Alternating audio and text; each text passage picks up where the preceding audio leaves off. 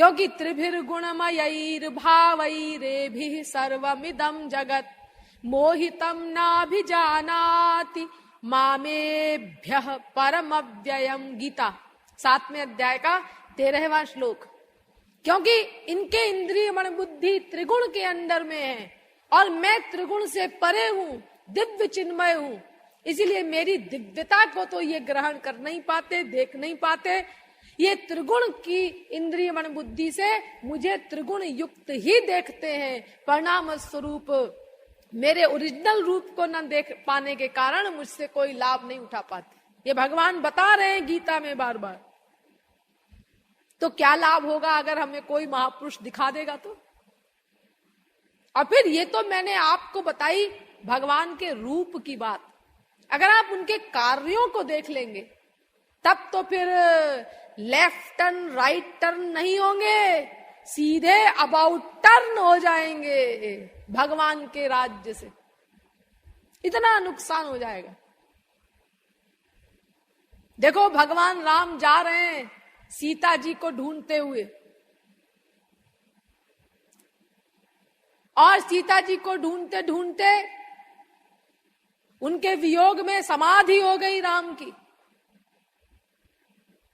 लक्ष्मण से कह रहे हैं, को हम ब्रूहि सखे स्वयं स भगवान आर्यः सको राघवः के यूयम वत नाथ नाथ किमिदम दासोस्मि ते लक्ष्मण कांतारे किमिहास्महे वद सखे देव्या गतिर्मृग्यते का देवी जनकाधिराज तनया हा जानकी क्वासिहा।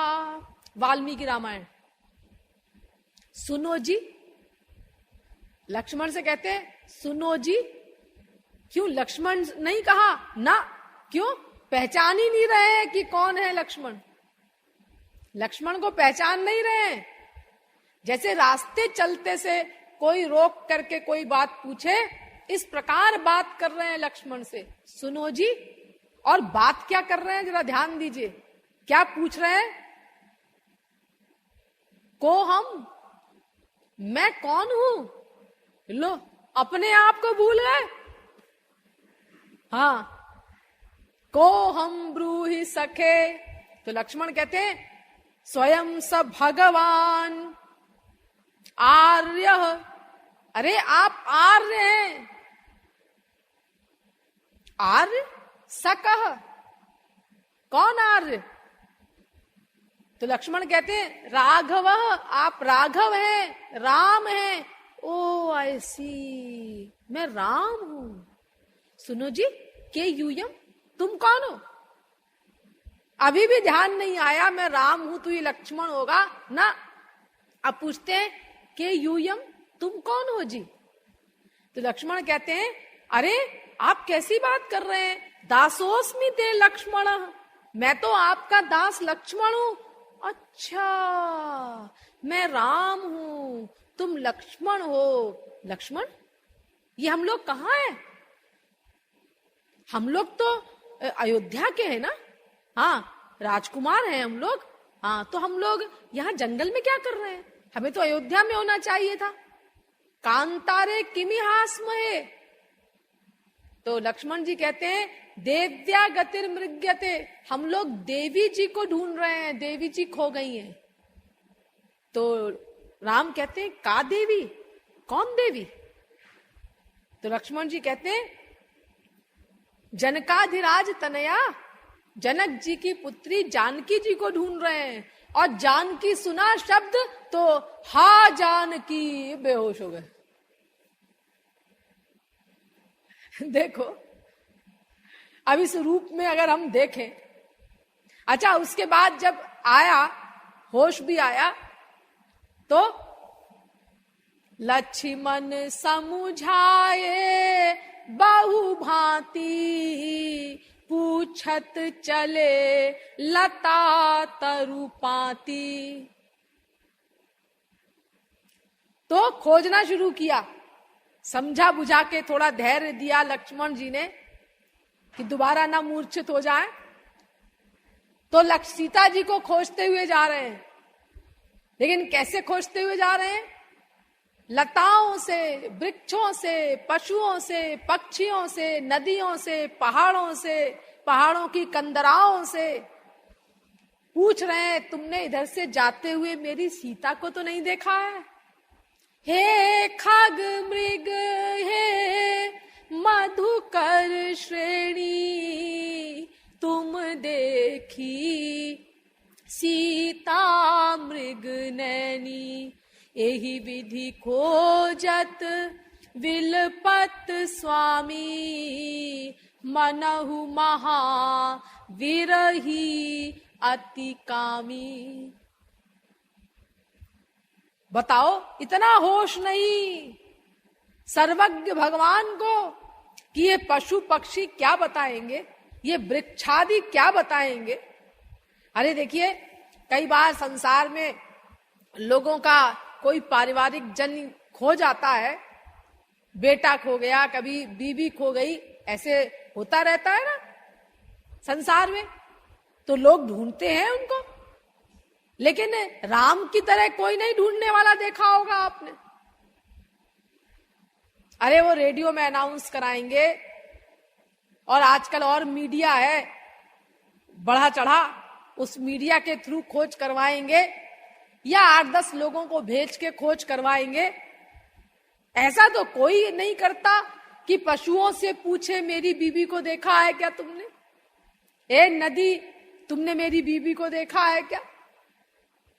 ए पहाड़, तुमने मेरी बीबी को देखा है? ए माइक, तूने मेरे बेटे को देखा है क्या?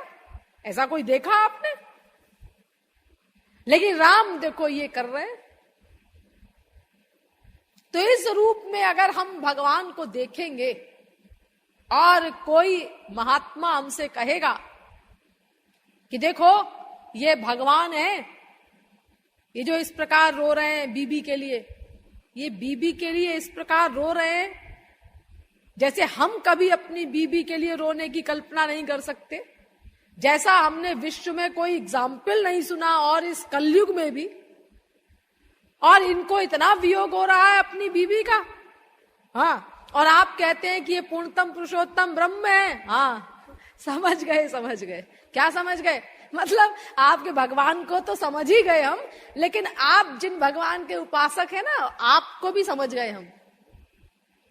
अगर आपके भगवान ऐसे हैं इष्ट देव, तो आप भी ऐसे ही होंगे, इसलिए नमस्कार, यानी ये वाला नमस्कार, छुट्टी पाने वाला नमस्कार।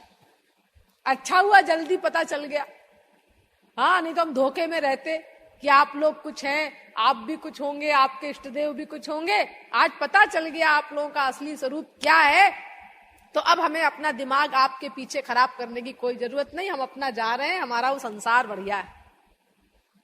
ऐसे बोलेंगे हम, इतना नुकसान हो जाएगा हमारा। अगर भगवान को कोई महात्मा हमें दिखा दे और उन भगवान के कार्यों को देख ले हम, क्योंकि भक्त हेतु भगवान प्रभु राम धरेउ तनु भूप, किए चरित पावन परम, लेकिन प्राकृत नर अनुरूप। तुलसीदास जी ने लिखा है कि प्राकृत नर अनुरूप, ट्रू कॉपी, सांसारिक मनुष्य की तरह सब कार्य करते हैं, लेकिन ट्रू कॉपी सांसारिक मनुष्य की तरह कहां करते हैं। संसार तो बहुत पीछे छूट गया, राम तो बहुत आगे है। कौन कंपटीशन में खड़ा हो सकता है राम के? कोई एग्जाम्पल सुना है आपने? अरे लैला मजनू वगैरह कुछ नहीं है राम के आगे। अरे भगवान जो भी एक्टिंग करेंगे, कौन उनके कंपटीशन में खड़ा हो सकता है? तो भला सोचो, उस समय उस रूप को देखकर, उन कार्यों को देखकर हमारी भगवत्ता की बुद्धि होगी उनके प्रति? चिदानंदमय स्वरूप भी नहीं दिखाई देगा, एक साधारण से मनुष्य दिखाई देंगे, फिर ऐसे उटपटांग काम भी हमें दिखाई देंगे, तो कौन मानेगा? अशुद्ध अंतःकरण वाला मायाबद्ध जीव की ये भगवान है, तो क्या लाभ होगा हमारा? इसीलिए अब ये प्रश्न मस्तिष्क में कभी मत लाइएगा कि अमुक महात्मा कहता है हम तुमको भगवान को दिखा देंगे। वो महात्मा नहीं है, पाखंडी है। क्या दिखाएगा वो भगवान को? आपको भक्ति करनी होगी, जो मैं बताऊंगी आपको आगे। उस भक्ति को करने से आपका अंतःकरण शुद्ध होगा, और जब अंतःकरण शुद्ध होगा तब फिर गुरु दिव्य शक्ति देगा, जिससे आपकी इंद्रिय मन बुद्धि सब दिव्य बनेंगी। तब आपको उन दिव्य भगवान का ओरिजिनल दर्शन होगा, वास्तविक स्वरूप दिखाई देगा, और तब आप उससे लाभ ले सकेंगे। फिर आपको किसी के आगे हाथ जोड़ने की जरूरत नहीं, महात्मा जी हमें एक बार भगवान को दिखा दीजिए। अरे कोई खुशामद करने की जरूरत नहीं। आप अधिकारी बन गए, आपको बिना मांगे देगा वो महापुरुष। भगवान प्रबंध करवाएंगे उसका, और 1/100 सेकंड बाद नहीं देगा। जिस क्षण आप अधिकारी बनेंगे, परखते रहते हैं भगवान और महापुरुष। अरे जब लाखों प्रयत्न करते हैं हम विमुख जीवों को सन्मुख करने का ईश्वर के प्रति, तो फिर अगर कोई सन्मुख हो जाएगा तो भला वो कृपा करने में देर लगाएंगे? आनाकानी करेंगे? 1 सेकंड के करोड़वें भाग की देर नहीं हो सकती जीव पर कृपा करने में। जिस क्षण वो अधिकारी बनेगा उस क्षण सामान दिया जाएगा, और फिर आपको सर्वत्र दर्शन होंगे भगवान के, क्योंकि वो तो सब जगह ही है। कहीं आप बच के नहीं जा सकते जहां भगवान न दिखाई दे आपको। चाहे आप आंख बंद कर लें तो भी आपको भगवान का दर्शन होगा। आप कान में उंगली लगा लें तो भी उनकी मुरली सुनाई पड़ेगी आपको। अनंत ब्रह्मांडों में आप कहीं बच के नहीं जा सकते। ऐसे दिखाई देंगे फिर आपको भगवान, ऐसे आपको कण कण में उनका अनुभव होगा साक्षात, प्रैक्टिकल। और अगर आप अधिकारी नहीं हैं तो अधिकारी बनने के पहले अगर आपको गोलोक में भी ले जा करके कोई महापुरुष खड़ा कर दे तो आप इतने व्याकुल हो जाएंगे कि कैसे यहां से हम भागें, जल्दी से अपने वहीं मृत्युलोक में पहुंचे। इतना खराब लगेगा आपको। कोई वहां का लाभ आप 0.1% भी नहीं ले पाएंगे, क्योंकि आप अधिकारी नहीं हैं। जॉर्ज बर्नार्ड शॉ ने यही बात कही है, if you go to heaven without being naturally qualified for it, you will not enjoy it there. अर्थात तुम सहज रूप से अधिकारी बने बिना अगर हेवन भी चले जाते हो, वो लोग भगवान के धाम को हेवन शब्द से बोलते हैं। बिना अधिकारी बने अगर तुम हेवन भी चले गए तो तुम्हें वहां पर किसी आनंद का अनुभव नहीं होगा। इसीलिए अधिकारी बनना है हम लोगों को, और उस अधिकारी बनने के लिए हमें रूप ध्यान करना होगा, कंपलसरी है। उसके बिना काम नहीं चलेगा। लेकिन अब देखिए एक लेकिन आ रहा है, और ये लेकिन बड़ा भयंकर है। क्या लेकिन? लेकिन ये है कि हम जो रूप ध्यान करेंगे वो मन से करेंगे ना। हाँ, और हमारा मन कैसा है? हमारा मन माया का बना हुआ है, प्राकृत है। और भगवान कैसे है? दिव्य चिन्मय। तो ये प्राकृत मन दिव्य भगवान का रूप ध्यान करेगा कैसे? यतो वाचो निवर्तन्ते अप्राप्य मनसा सह आनंदम ब्रह्मणो विद्वान न विभेति कुतश्चनेति। वेद कहता है इंद्रियेभ्य परा ह्यर्थार्थेभ्यश्च परम मनः मनसस्तु परा बुद्धिर बुद्धेरात्मा महान परः महतः परम अव्यक्तात् पुरुषः परः पुरुषान् न परम किंचित सा काष्ठा सा परागति। कठोपनिषद पहले अध्याय की तीसरी वल्ली का 10वां एवं 11वां मंत्र।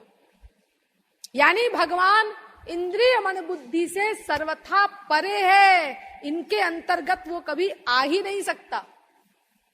गीता भी कहती है इंद्रियाणि पराण्याहुरिन्द्रियेभ्यः परम मनः मनसस्तु परा बुद्धिर्यो बुद्धेः परतस्तु सः। तीसरे अध्याय का 42वां श्लोक।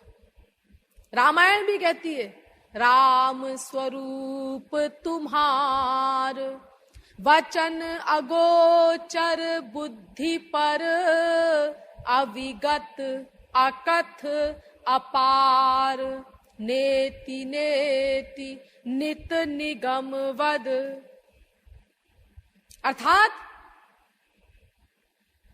वो दिव्य चिन्मय भगवान कभी इंद्रिय मन बुद्धि के अंतर्गत आ ही नहीं सकता, क्योंकि हमारी इंद्रिय मन बुद्धि प्राकृत है। गो गोचर जहां लगी मन जाई सो सब माया जाने हु भाई।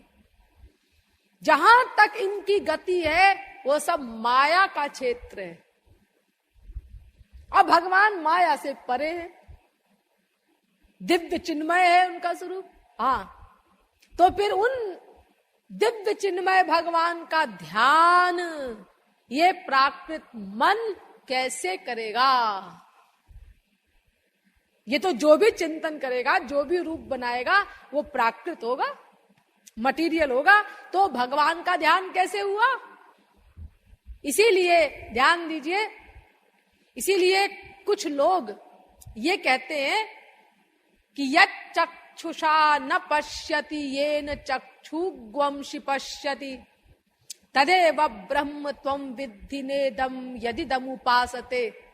कि देखो भाई, वेद में लिखा हुआ है कि भगवान की शक्ति से ये आंख देखती है,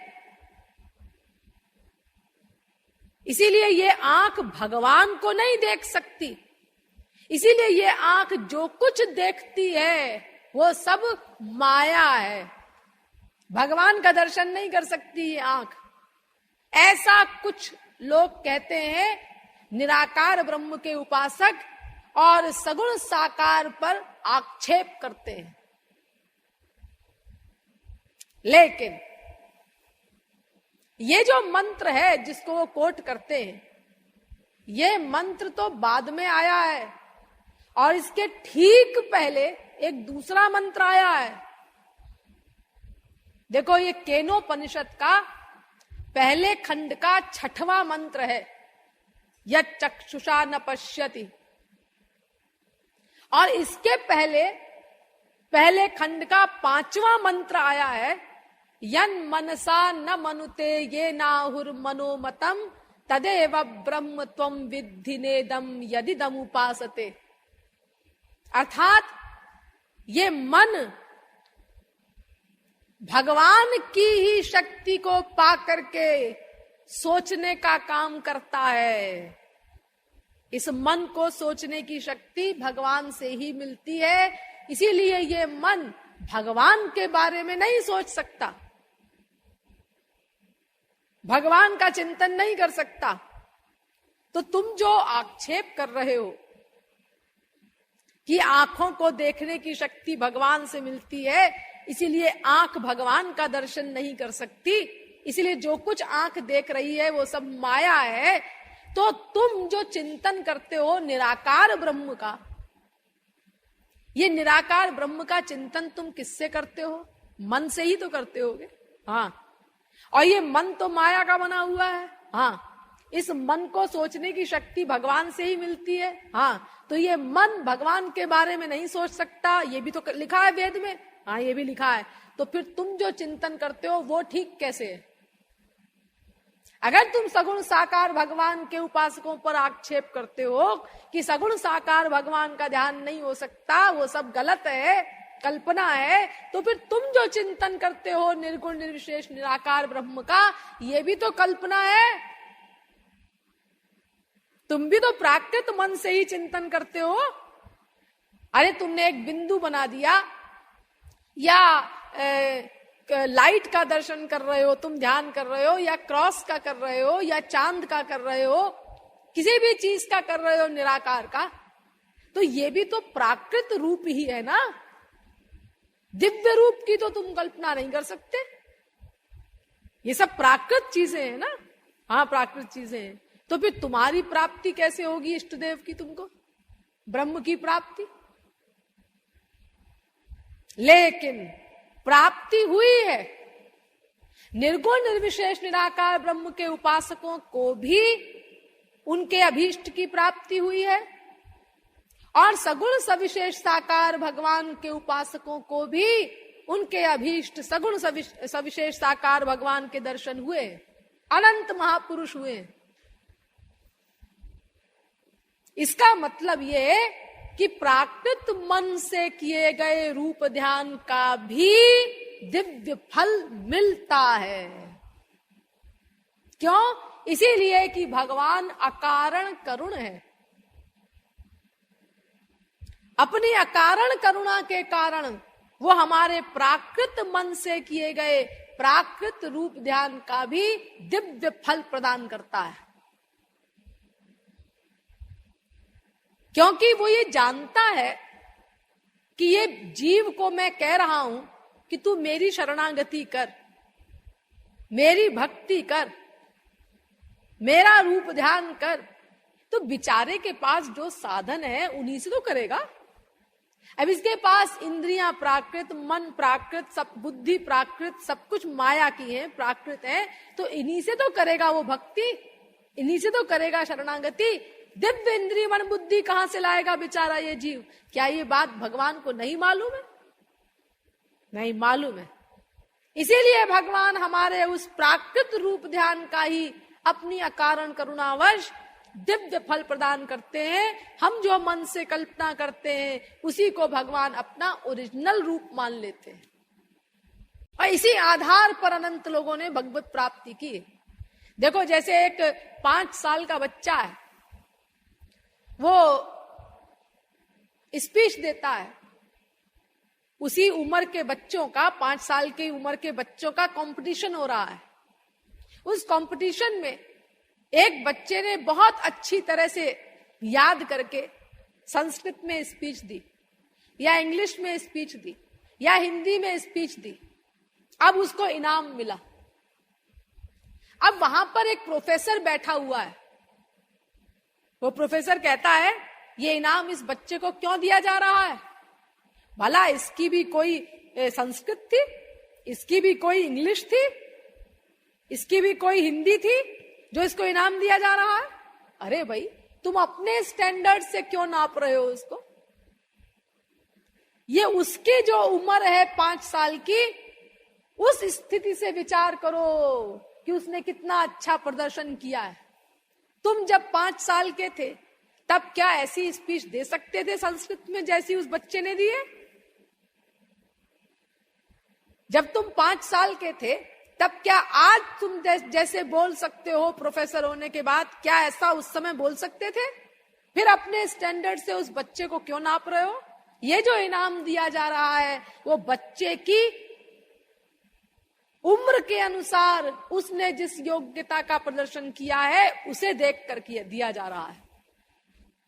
ऐसे ही भगवान हमारी हैसियत जानते हैं कि ये जीव कितना असमर्थ है, कितना असहाय है।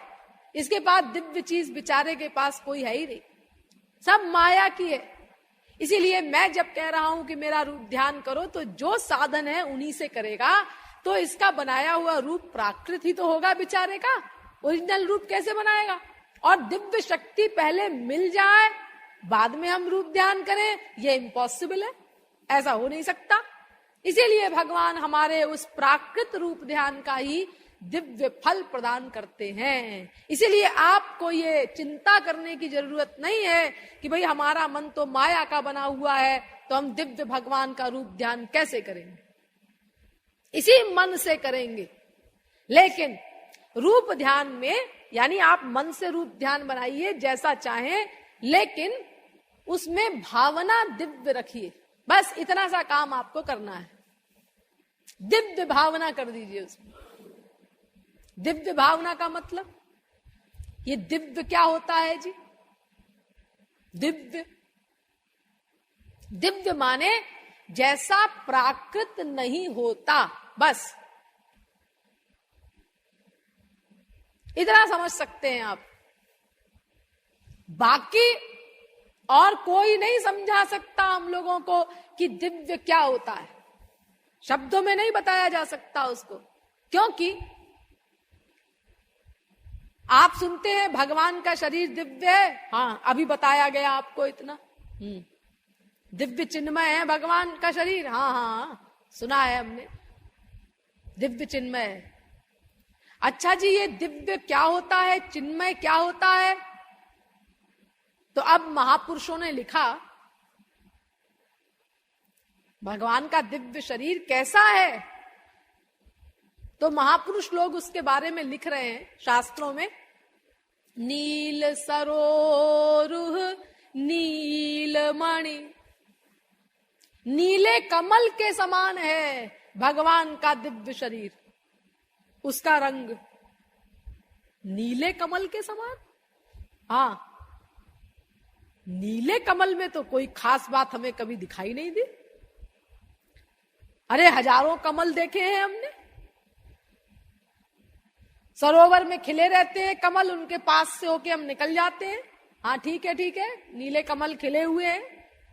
लेकिन ऐसा नहीं होता कि हाँ हम अपना जाना स्थगित करके और वहां अपना खड़े होकर के आधा घंटे भी उसको देखते रहे, इतना आकर्षण लगे हमको उसमें।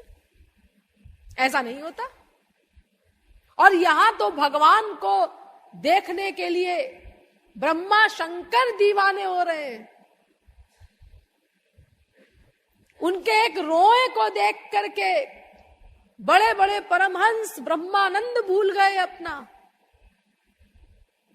तो अगर नील कमल के समान है भगवान का रंग, तो फिर तो कोई खास बात उसमें नहीं है। फिर नील कमल के समान कैसे हो सकता है वो? उसमें तो कोई आकर्षण नहीं होता। इसी प्रकार महापुरुषों ने और भी जो उपमाएं दी हैं, नीलमणि, कोई कहता है नीलमणि के समान है, कोई कहता है काले काले बादल के समान है भगवान का रंग, कोई कहता है तमाल के वृक्ष के समान है, तमाल के रंग का। लेकिन ये जितनी भी उपमाएं दी गई हैं, जितने एग्जाम्पल्स दिए गए हैं, ये सब ऐसे ही है, जबरदस्ती की धींगा मुश्ती। ये एक भी ठीक नहीं है ये एग्जाम्पल। जितनी चीजें बताई गई हैं, हिरण के समान नेत्र हैं, हिरण के समान नेत्र। अरे हिरण के समान नेत्रों में तो फिर कोई खास बात नहीं है। अगर भगवान के नेत्र खाली हिरण के समान है तो ऐसे नेत्र तो नहीं होते कि हाँ कोई सब कुछ छोड़ छाड़ करके अनंत काल के लिए उनका दीवाना बन जाए। कोकिल बैनी है किशोरी जी, कोकिल यानी कोकिल के समान वाणी है उनकी। तो कोयल में तो कोई खास बात ऐसी नहीं होती। कोयल की आवाज तो हम लोग सुनते रहते हैं, ऐसे कभी दीवाने नहीं हुए हम आज तक उसके। और किशोरी जी की आवाज के लिए तो शास्त्र कहते हैं कि अगर कोई गुस्से का वाक्य भी सुन ले किशोरी जी का, परमहंस, तो उसकी समाधि टूट जाए। इतना आनंद है उसमें, अनंत आनंद। तो कोयल की आवाज में तो ऐसा कोई खास आकर्षण हमको कभी लगा नहीं। ठीक है, अच्छी लगती है, लेकिन दीवाना होने वाली बात तो ऐसी नहीं लगी हमको। यानी जितनी भी एग्जाम्पल्स दी जाती हैं, ये सब गलत है वास्तव में। एक भी एग्जाम्पल सही नहीं है जो शास्त्रों में दिया गया है भगवान की किसी भी चीज के निरूपण में। क्योंकि जितनी भी एग्जाम्पल दी जाएंगी वो प्राकृत जगत से दी जाएंगी। हाँ, अब प्राकृत किसी भी वस्तु में वो आकर्षण हो ही नहीं सकता। भगवान में तो दिव्य आकर्षण है उनकी हर चीज में, अब प्राकृत जगत में वो आकर्षण कहाँ है? इसीलिए आप जिस वस्तु से भी एग्जाम्पल देंगे वो एग्जाम्पल गलत हो जाएगी। लेकिन आप कुछ भी ना दें अगर, तो जीव को चिंतन करने के लिए आधार कैसे मिलेगा? अरे कुछ तो सोचेगा जीव जब रूप ध्यान करेगा तो। कैसे हैं भगवान, कैसा उनका रंग है, उसको कुछ तो आधार चाहिए बेचारे को। इसीलिए आधार देने के लिए महापुरुष लोगों ने इस प्रकार के वाक्य लिख दिए। भगवान के शरीर का रंग नीलमणि के समान है, कोई कहता है काले काले बादल के समान है, कोई कहता है नील कमल के समान है। हमें थोड़ी सुविधा हो जाए चिंतन करने में, लेकिन ये सही नहीं है और सही कोई बता ही नहीं सकता, बता ही नहीं सकता, इम्पॉसिबल। जो देख रही है आंख साक्षात भगवान को, महापुरुष की आंख देख रही है, लेकिन वो बता नहीं सकता हमको कि भगवान कैसे दिखाई पड़ रहे हैं। हम नहीं समझ सकते उसको, क्योंकि आंख जिस रूप को देख रही है वो रूप कैसा है। हमने पूछा भाई कैसे रूप है, कैसा रूप है भगवान का जो आप देख रही हैं। अगर आंख के जबान भी होती, मेरा ये मतलब नहीं है कि गिरा अनयन नयन बिनु बानी, कि भाई आंख जो देख रही है उसके जबान ही नहीं है, इसीलिए वो कैसे निरूपण करेगी भगवान के रूप में, उसको क्या आनंद मिल रहा है। ये मतलब नहीं है मेरा यहां पर।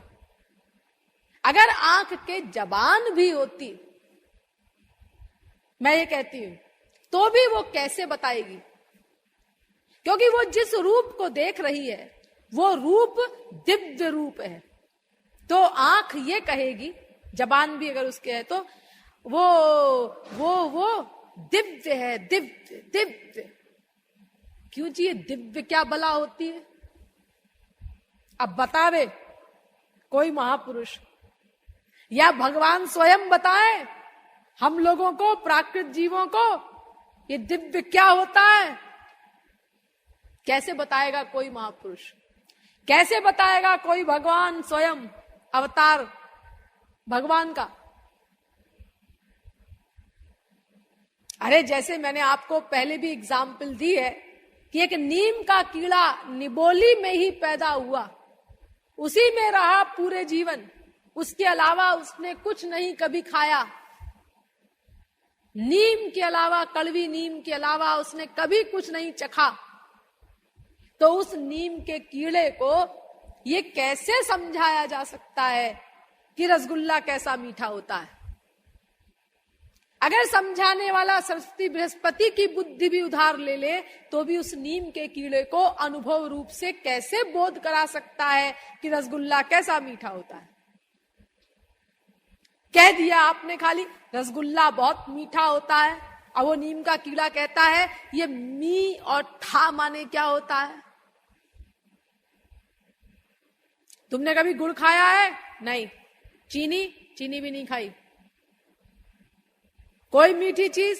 कुछ नहीं। देखो जी, मीठी पीठी तो मैं जानता नहीं, मैंने तो केवल ये नीम खाई है कड़वी, बस, इसके अलावा मैंने कुछ नहीं खाया। तो भाई तुमको हम नहीं समझा सकते रसगुल्ला कैसा मीठा होता है, लेकिन अगर हमने कोई मीठी चीज खाई होती तो हम तुमको कुछ आइडिया दे सकते थे। हाँ, कि तुमने गुड़ खाया है, हाँ तो देखो ऐसा है कि इस गुड़ का 10 गुना मीठा होता है रसगुल्ला, आइडिया दे दिया हमने। लेकिन जिसको मिठास का कोई आइडिया नहीं है, जिसने कड़वी नीम ही खाई है सदा, उसे कोई कैसे समझा सकता है रसगुल्ला कैसा मीठा होता है? तो उसी कड़वी नीम के कीड़े की तरह हमारी स्थिति है। हम लोगों ने कभी एक दिव्य कण का भी अनुभव नहीं किया। हमने तो सदा अनादिकाल से माया का ही अनुभव किया है, तो वो दिव्य माया से परे जो है वो क्या होता है दिव्यानंद, ये हमको कैसे कोई समझाएगा, बता ही नहीं सकता कोई, इम्पॉसिबल। अरे हमको छोड़ो, महापुरुष के अनुभव में भी नहीं आ सकता भगवान का वो दिव्यानंद। क्यों, ऐसा क्यों कह रही हैं आप? ऐसा हम इसीलिए कह रहे हैं कि भगवान का जो आनंद है, जो माधुर्य है, वो प्रतिक्षण वर्धमान है, नित नवायमान है, ये वैलक्षण है उसमें। इसीलिए महापुरुष ने देखा, हाँ, अब जो उसने देखा, अब वो चाहे कि अनुभव हमने कर लिया, अब हम इसका निरूपण कर दें, वो कैसे करेगा? क्योंकि वो आनंद बढ़ गया फिर आगे। उसने जिस आनंद का अनुभव किया था, अब वो आनंद तो उतना तो रहा नहीं, वो तो आगे बढ़ गया। तो जो आगे बढ़ गया उसका उसने उस पूर्व स्थिति में तो अनुभव किया नहीं। हाँ, अब जो आगे बढ़ गया उसका अनुभव कर रहा है वो, लेकिन वो अनुभव भी कंप्लीट नहीं हो सकता, क्योंकि फिर भगवान का आनंद बढ़ गया। अब उसका अनुभव कर रहा है वो, तो कौन से अनुभव को वो बताएगा कि भगवान का ये आनंद है, इतना आनंद है? अरे कोई लिमिट हो, उसके बाद वो न बढ़े, तब तो वो बताए कि हाँ भाई मैंने अनुभव कर लिया है। लेकिन जब वो प्रतिक्षण बढ़ता जा रहा है, तो कोई महापुरुष भी उसको कैसे अनुभव कर सकता है कि हाँ बस ये लिमिट है, हमने भगवान के आनंद का अनुभव कर लिया है। अनलिमिटेड लिमिट का है वो आनंद, तो उसको कैसे अनुभव में लाया जा सकता है जब वो प्रतिक्षण वर्धमान है? तो फिर कोई महापुरुष क्या बताएगा हमको भगवान के आनंद के बारे में, या भगवान का रूप कैसा है, या भगवान के शरीर की चमक कैसी है? ये कैसे कोई बताएगा? बस उसको ये कहना पड़ेगा, क्यों जी कैसी है भगवान के शरीर की चमक, भगवान के शरीर का आनंद, बस जैसा है वैसा है। बस ये कहना पड़ेगा उसको, बस जैसा है वैसा है। अरे भाई कुछ तो आइडिया दो, जैसा है वैसा है कह दिया तुमने। देखो भाई उसका आइडिया भी नहीं दिया जा सकता, लेकिन चलो फिर भी कोशिश करते हैं। देखो ऐसा है कि तुमने संसार में जो सबसे सुंदर रूप देखा हो अब तक, कोई बहुत सुंदर लड़की या बहुत सुंदर लड़का, जो तुमने सबसे अधिक सुंदर स्वरूप देखा हो, हाँ, उसका अनंत गुना कर दो। इतने सुंदर है श्याम सुंदर। बस एकमात्र ये तरीका है भगवान के निरूपण का, और कोई उपाय नहीं। जो संसार में अंतिम लिमिट का रूप हो, उसमें अनंत शब्द जोड़ दो, हर चीज में अनंत शब्द जोड़ दो। बस जैसे संसार में सबसे सुंदर कौन? कामदेव। अब भगवान कितने सुंदर है? अनंत कोटि कामदेवों से भी अधिक सुंदर, या अनंत कोटि कंदर्प लावण्य युक्त। अनंत कोटि कामदेवों का सौंदर्य श्री कृष्ण में, अनंत लगा दो, इसके अलावा और कोई चारा नहीं। इसी प्रकार धन की अंतिम सीमा है कुबेर, तो अनंत कोटि कुबेर का ऐश्वर्य। प्रताप की अंतिम सीमा है सूर्य, अनंत कोटि सूर्य के समान प्रताप। वैभव की अंतिम सीमा है इंद्र, तो अनंत कोटि इंद्र का वैभव।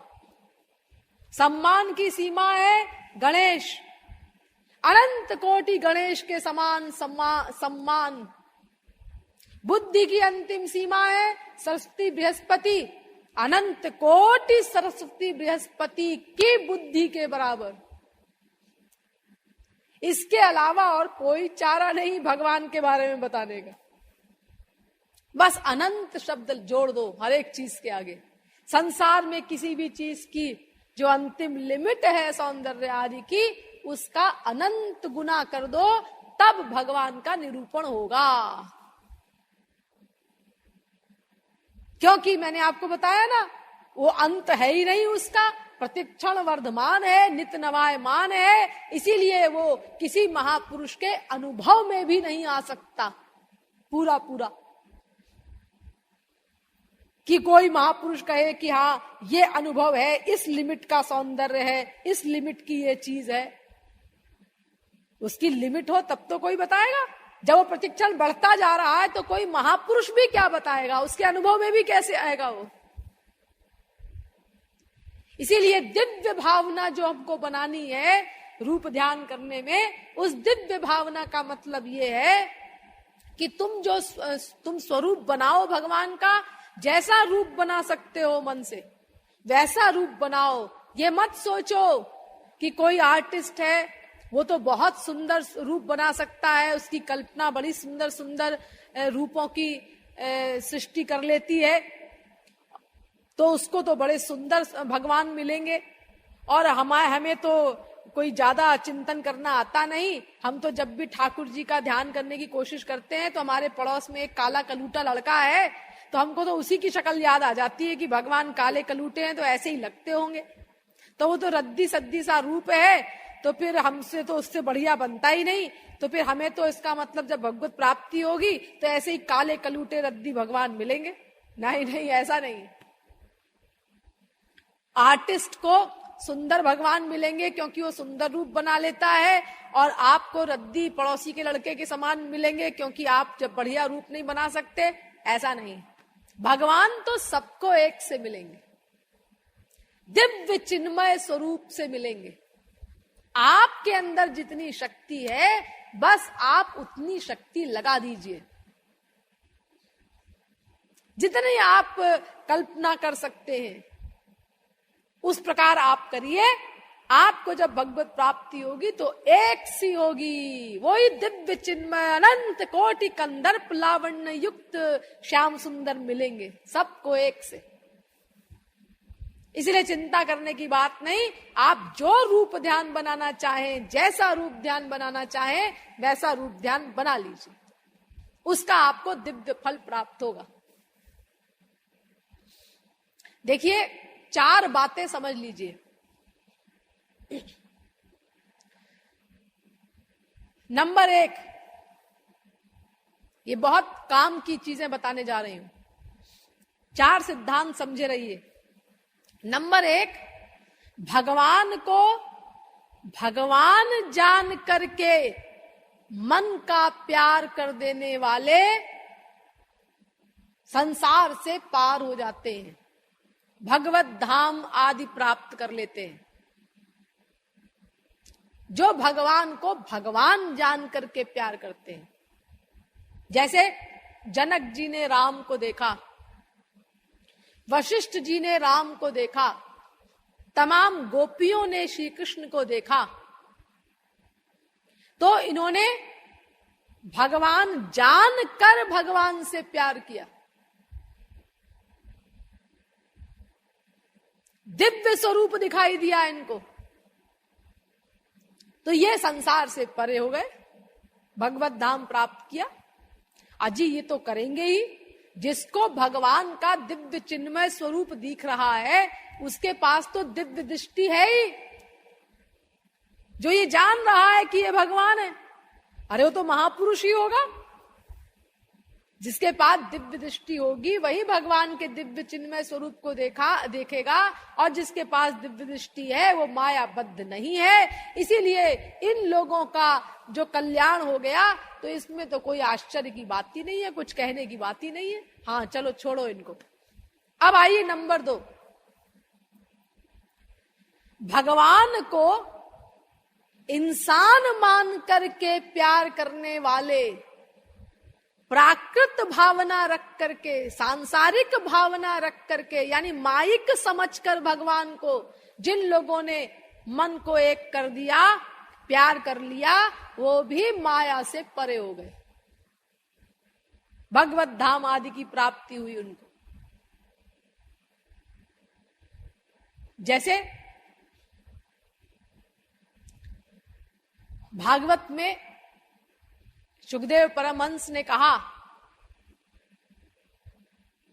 और वेदव्यास ने तो स्पष्ट कह दिया है एक श्लोक में, ज्ञात्वा ज्ञात्वाथ ये वै माम यावान यश्चास्मि यादृशः भजन्त्यनन्य भावेन ते मे भक्त तमामताः। भागवत के 11वें स्कंद के 11वें अध्याय का 33वां श्लोक है। भगवान कह रहे हैं कि चाहे मुझे कोई जानकर प्यार करे मेरे स्वरूप को, और चाहे अनजाने में मुझसे प्यार कर ले, दोनों का कल्याण हो जाता है। तो सुखदेव परमहंस ने भी परीक्षित को बताया कि देखो, कामम क्रोधम भयम स्नेह मैक्यम सौहार्दमेव च नित्यम हरौ विदधतो यान्ति तन्मयताम हिते। 10वें स्कंद के 29वें अध्याय का 15वां श्लोक। कामाद् द्वेषाद् भयात् स्नेहात् यथा भक्त्येश्वरे मनः आवेश्य तदघं हित्वा बहवस्तद्गतिं गताः। भागवत 7वें स्कंद के पहले अध्याय का 29वां श्लोक। गोप्यः कामात् भयात् कंसो द्वेषात् चैद्यादयो नृपाः। भागवत 7वें स्कंद के पहले अध्याय का 30वां श्लोक। तस्मात् केनाप्युपायेन मनः कृष्णे निवेशयेत्। भागवत 7वें स्कंद के पहले अध्याय का 31वां श्लोक। यानी किसी भी भाव से मन का प्यार हो जाए भगवान से तो भगवान की प्राप्ति होगी। भगवान नहीं जाना हमने, खाली बेटा मानकर प्यार कर लिया, मेरा बेटा है, बस उस बेटे के भाव से मन एक हो गया, मेरे प्रियतम है, बस भगवान की प्राप्ति होगी। देखो स्वयं भगवान श्री कृष्ण कह रहे हैं, मत कामा रमणम जार मस्वरूप विदो बलाह ब्रह्म माम परमं प्रापुः संगाच्छत सहस्रशः।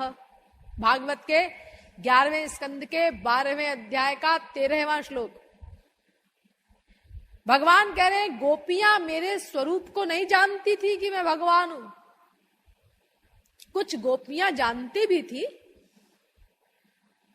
जब महाराज से भगवान अंतर्धान हो गए तो उन गोपियों ने कहा, न खलु गोपिका नंदनो भवान अखिल देहि नामंतरात्मदृक्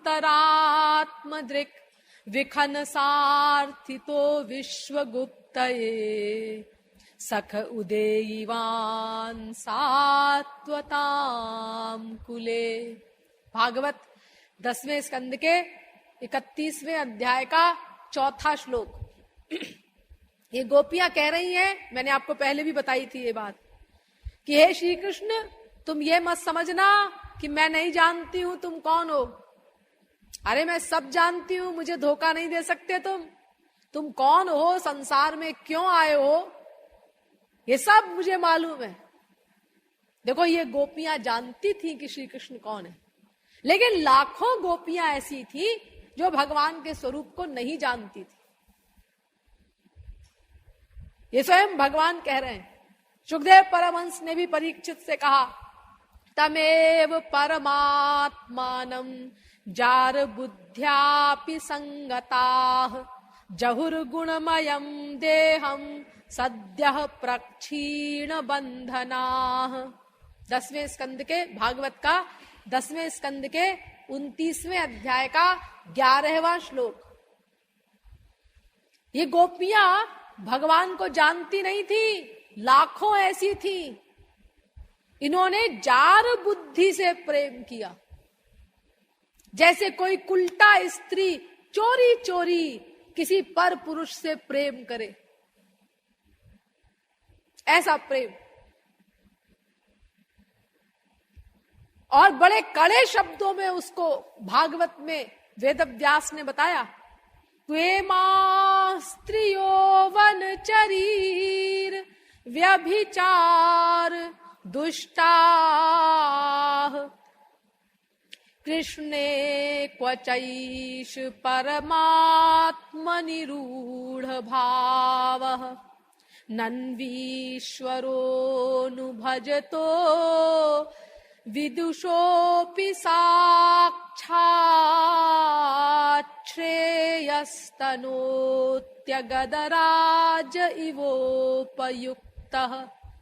भागवत 10वें स्कंद के 47वें अध्याय का 59वां श्लोक। कहा ये व्यभिचारिणी और वनचरी यानी जंगली जाति भी रद्दी और स्त्रियां, स्त्री शरीर निंदनीय, कहा ये व्यभिचारिणी जंगली स्त्री शरीर वाली गोपियां, और कहा परमात्मा श्री कृष्ण स्वयं भगवान। और इन लोगों ने बिना जाने प्यार किया उनसे। खाली बस एक लड़का देखा सुंदर सा, मन नहीं माना और प्यार हो गया, मन बिक गया उसके हाथ। ऐसा प्यार गोपियों ने किया, चोरी चोरी बिना भगवान का स्वरूप जाने। लेकिन सब गोलोक गई। क्यों?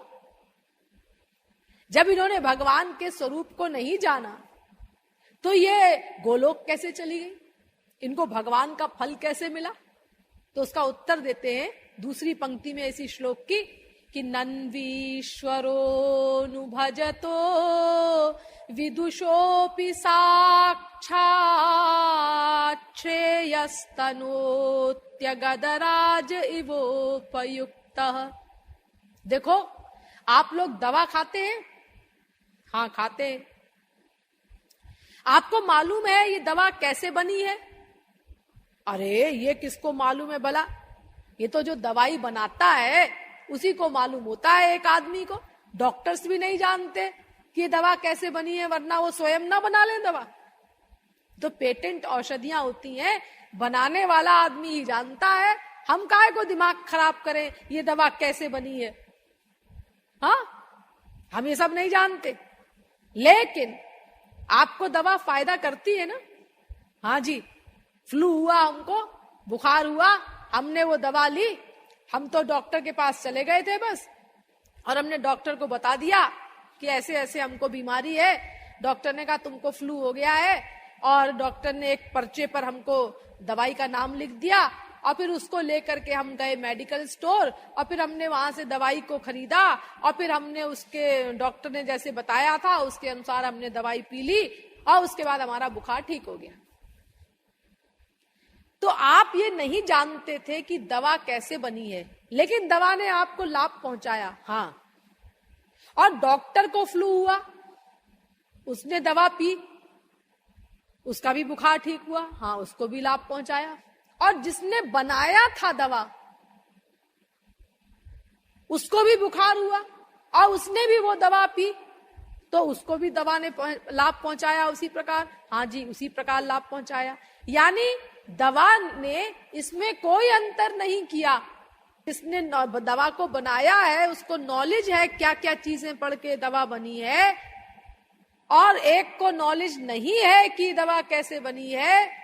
लेकिन दवा लेने पर दवा के असर में कोई अंतर नहीं हुआ। कोई स्त्री है, वो चाहे 16 श्रृंगार करके सती होने के लिए अग्नि में बैठ जाए, अग्नि उसको भी अपना रूप दे देगी। और चाहे खाना बनाते समय आग पकड़ ली, ऐसा होता है ना कई बार, भोजन बनाते समय आग पकड़ जाती है स्त्रियों के कपड़ों में। अब वो स्त्री भाग रही है हे अग्निदेव, हम तुम्हारा रूप नहीं चाहते। अग्नि कहती है तुम चाहो न चाहो हम तो अपना काम करेंगे। अग्नि अपना काम करेगी। जहर को चाहे जानबूझ करके कोई पिए आत्महत्या करने के लिए तो भी मरेगा, और चाहे अनजाने में किसी को घोल के पिला दिया वो भी मरेगा। क्यों जी, हमें तो मालूम नहीं था इस दूध में जहर है, हम क्यों मरे? मरना पड़ेगा क्योंकि तुमने जहर पिया है। जानने न जानने से मतलब नहीं, जहर अपना काम करेगा। तो ऐसे ही न वस्तु शक्तिर बुद्धिमपेक्षते, ये सिद्धांत है कि वस्तु की शक्ति हमारी भावना की अपेक्षा नहीं करती, वो अपना काम करेगी। तो ऐसे ही जिन लोगों ने भगवान को जानकर प्यार किया उनको भी गोलोक मिला, लेकिन जिन्होंने नहीं जाना कि ये भगवान है लेकिन मन का प्यार हो गया, तो चूंकि वो भगवान थे इसीलिए भगवान का फल मिला और वो गोपियां सब गोलोक गई।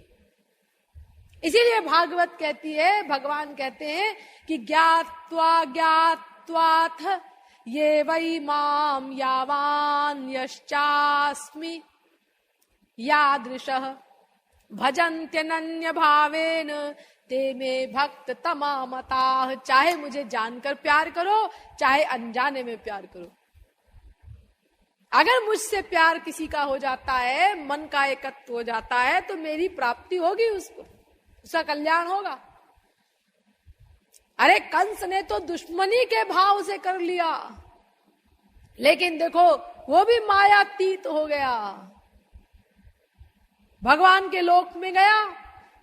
तो किसी भी भाव से मन का एकत्व हो जाए, अगर भगवान में जान के हो चाहे अनजाने में हो, तो भगवान चूंकि दिव्य चिन्मय है इसीलिए दिव्य चिन्मय फल मिलेगा और वो जीव माया से परे हो जाएगा।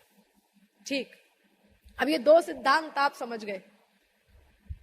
नंबर एक, भगवान को भगवान जानकर प्यार करने वाले माया से परे हो जाते हैं, और नंबर दो, भगवान को इंसान समझकर, प्राकृत मायिक समझ करके प्यार करने वाले भी, मन का एकत्व कर देने वाले भी माया से परे हो जाते हैं। हाँ, अब सुनिए तीसरा सिद्धांत, ये आप लोगों के काम की चीज है। संसार में भगवान की भावना करके प्यार करने वाले भी माया से परे हो जाते हैं। क्या मतलब? मतलब जैसे आपने कोई गोल गोल शालिग्राम रख लिया या कोई प्रतीक बना लिया, कोई बिंदु है, कोई लाइट है या क्रॉस है या चांद है या कोई शक्ल बना ली आपने राम की, कृष्ण की, तो ये सब चीजें प्राकृत है ना, मायिक है ना, माया की बनी हुई। हाँ, माया तो की बनी तो है ही है, प्राकृत तो है ही। लेकिन अगर आप उसमें भगवान की भावना कर दें, दिव्य भावना कर दें, तो आपको उन प्राकृत वस्तुओं में भगवान की भावना करने से भगवान का फल मिलेगा। कुछ लोग कहते हैं भाई ये बात समझ में नहीं आती, यही बात समझ में नहीं आती, ऐसा कुछ लोग बोलते हैं। क्यों? इसीलिए कि भाई देखो, अभी आपने ये बताया कि न वस्तु शक्तिर बुद्धिम अपेक्षते, वस्तु की शक्ति बुद्धि की अपेक्षा नहीं करती। तुम्हारी भावना कुछ भी हो, लेकिन वो वस्तु अपना फल देगी। और प्रत्यक्ष भी है ये बात।